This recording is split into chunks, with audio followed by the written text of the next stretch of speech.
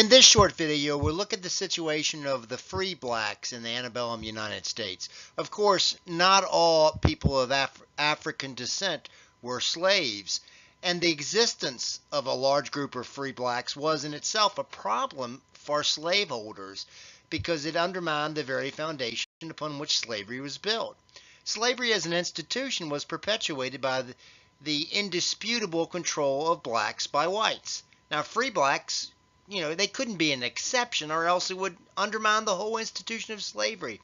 It was necessary, therefore, for the Southerners to persecute and vilify the free blacks to ensure that the whites remained firmly in control. Now, the number of free blacks increased dramatically in the antebellum age. In 1790, there were 59,000 free blacks in the United States. Just over half of them were in the South. In 1830, the number had exploded to 319,000. By 1860, 30 years later, it had grown to 488,000. Of this, 46% were in the North and 44% were in the South, and the rest were in the western states. Maryland led all states in 1860. The dramatic rise in the number of free blacks was due to a number of factors. First of all, you have to understand that the revolutionary sentiment remained.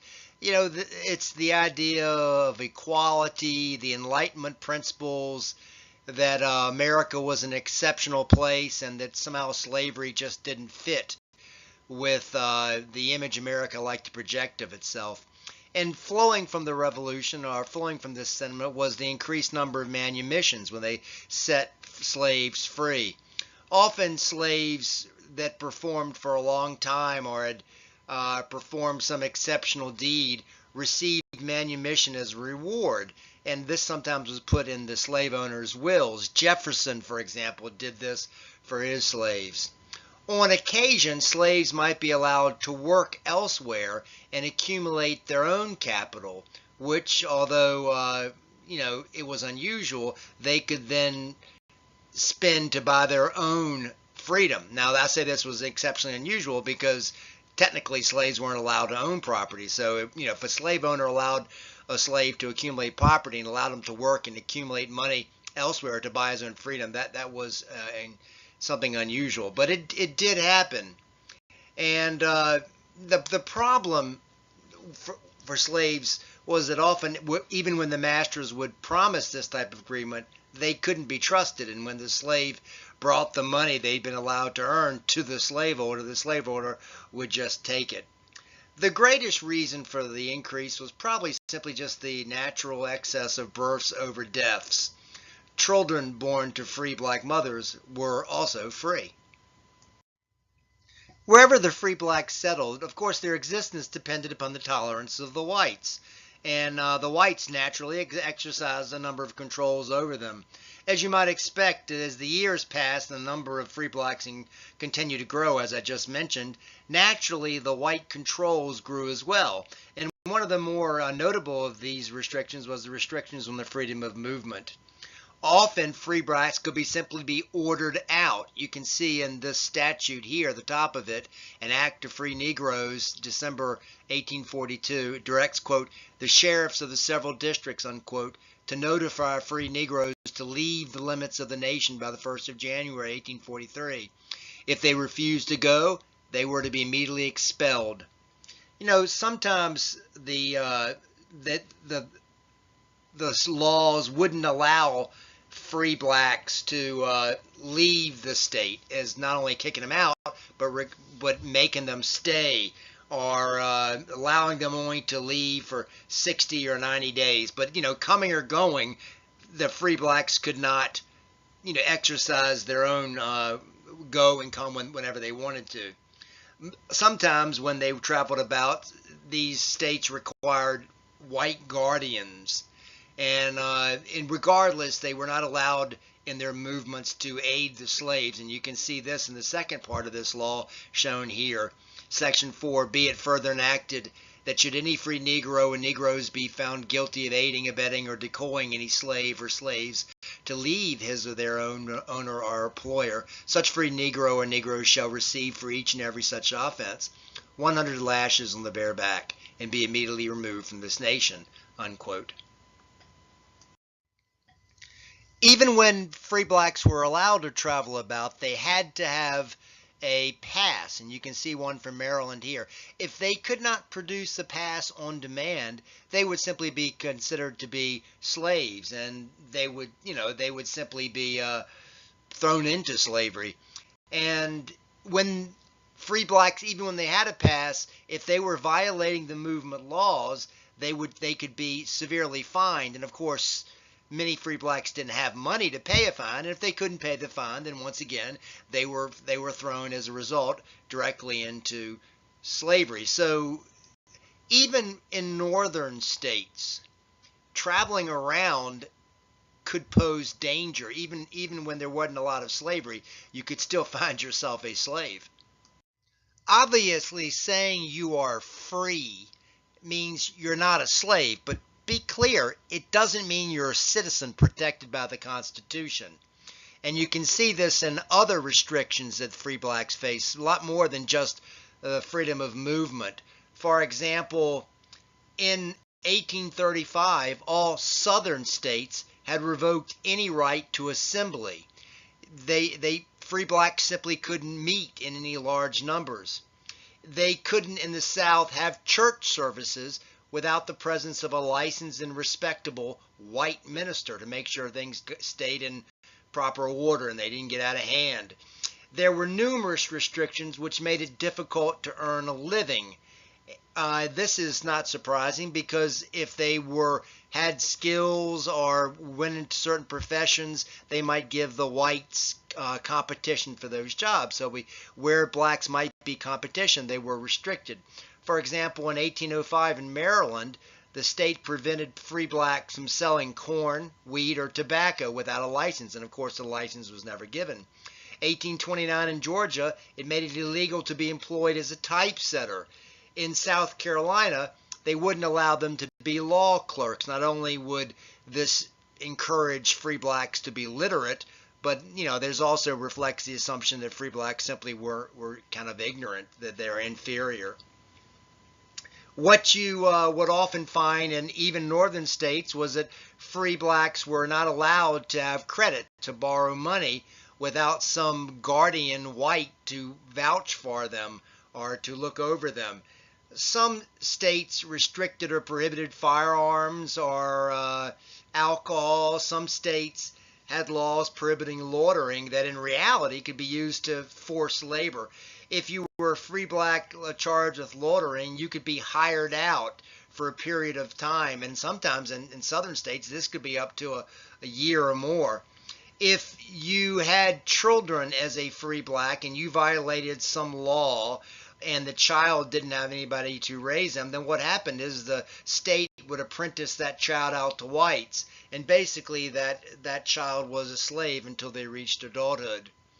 When the older, the northern states, I should say, the ones where there was more revolutionary Enlightenment principles that developed, they did allow free blacks the right to vote, but no southern state or newer western state allowed the franchise. In a bill signed by Thomas Jefferson in 1802, blacks were excluded from voting in the nation's new capital, Washington, D.C. As a matter of fact, as time passed, things actually got worse for free blacks in many northern states as these states began to revoke the right to vote or the franchise. They would often put property qualifications now that effectively denied it to free blacks, meaning you had to own property to vote, but of course free blacks are poor and they didn't own their property, therefore they couldn't vote. Regardless, even in those northern states that allowed real free black voting, that really did allow their franchise, if you were a free black and you tried to vote, you often faced harassment and intimidation. And the reason that they were allowed the right to vote in reality was because their numbers were so few that the whites in power didn't see them as a real threat to their power. Despite all these restrictions and sort of the reductions in status, free blacks were still expected to bear all the burdens that other citizens bore. And in some ways they had additional obligations that the whites didn't. Blacks, most states allowed free blacks to to own property, but in terms of land, they faced taxes that were higher than the whites, and so the attempt was obviously to keep them from owning land. In an example was in Pensacola, Florida, free blacks had to pay a tax of $2 for putting on entertainments that whites didn't have to pay. In Baltimore, free blacks were expected to pay school taxes, but their children weren't allowed to attend publicly supported schools. Probably the biggest burden, however, was the constant threat that they might be accused of being a slave or simply kidnapped into slavery. Proving you were not a slave could be tough. Even though you might have a pass, someone could say, "Oh no, it's a fake pass," and they could just nab you or tear up the pass. That was a real threat. Not surprisingly, given all this, most free blacks had a rough time economically earning a living, and they remained incredibly poor. Their lives very dull. Obviously, if you're prohibited from certain trades, which I just mentioned, and your movement's restricted, it's going to be very difficult to engage in real commerce. Many of the newly manumitted had no skills, and they simply remained grunts, agricultural labor, and their lives really weren't that much different than their daily lives had been as slaves. You got to remember also that most had no idea of what it meant to be free. They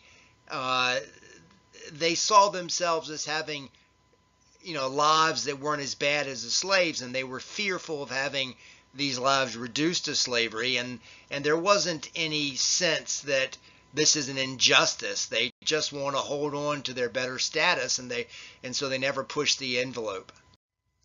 There wasn't much for free blacks to do recreation-wise. Usually it was just the simple pleasures, maybe visiting inside homes in small numbers. Drinking was big, but not as much pictured by many earlier white historians, especially considering their drinking was in all lower socioeconomic groups, and also because the whites tried to restrict the free blacks from drinking itself. Gambling was a common entertainment, although again it was often illegal. Only New York free blacks could boast of what they called an African theater, which flourished for a few years after it was founded in 1821.